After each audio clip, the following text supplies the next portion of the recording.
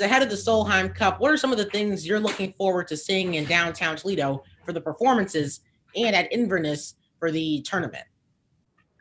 Well, I think there's a lot of great activities that are going to take place the week of the Solheim Cup. The golf at Inverness is the key, but all the other stuff that's taking place, we're so excited to announce Gwen Stefani playing on Friday, September 3rd, and then Chris Young playing on Saturday, September 4th. And we're going to have, it's going to be a big festival-like atmosphere in downtown Toledo.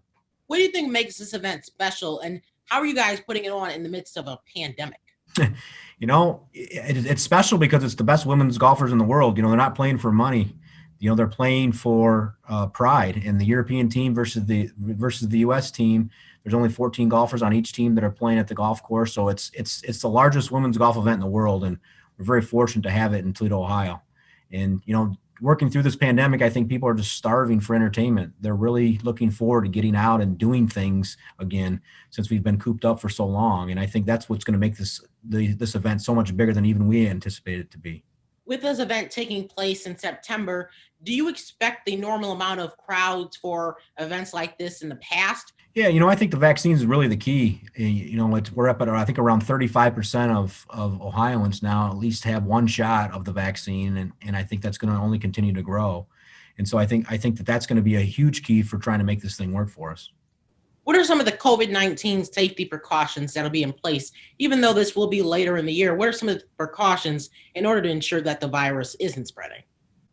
That's a great question. I think, we're fortunate that ProMedica is the main sponsor of the Solheim Cup concert series with Gwen Stefani and Chris Young, and they're going to be working with their in-house experts. They're going to be working with the Toledo Lucas County Health Department. They're going to be working with the state of Ohio.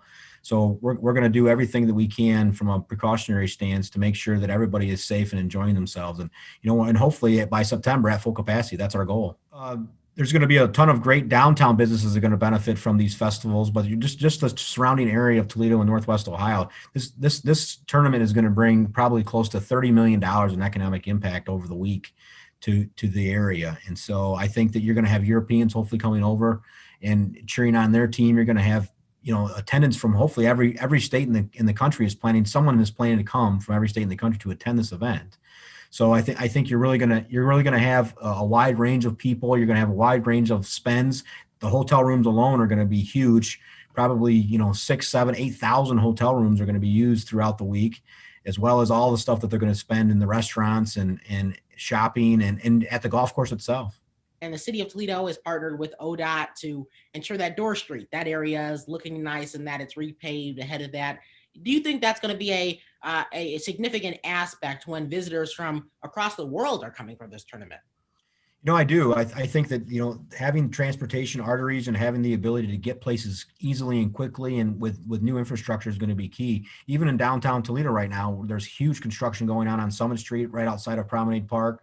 There's construction on Jefferson Street right now with a new bike path being installed. There's construction going on at Seagate Center with the building of a new ballroom. There's all kinds of great infrastructure that's taking place that's going to make this tournament even better.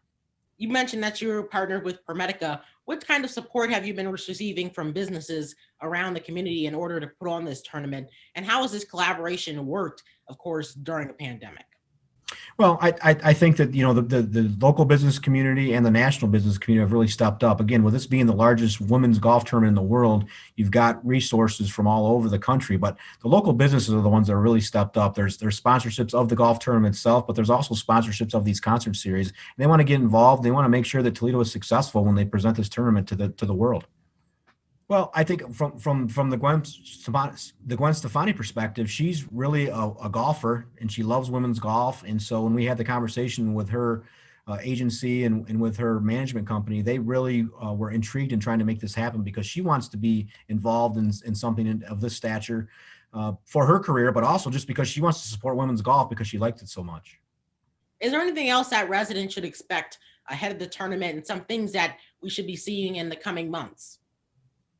Well, we're hopeful that we're going to be able to have our normal concert series that we have in Promenade Park downtown, and we're hoping to start that in July. We're still working with the artists and with the managers to try and get all of our schedules lined up so that we can do those events. So I think you're going to see those leading up to the tournament, but then once the tournament comes into town, there's going to be so many things going on, whether you're attending a Mud Hen game or going to the art museum or going to the zoo. There's going to be so many different things that everybody's going to get to experience, which I think is going to make this tournament so special.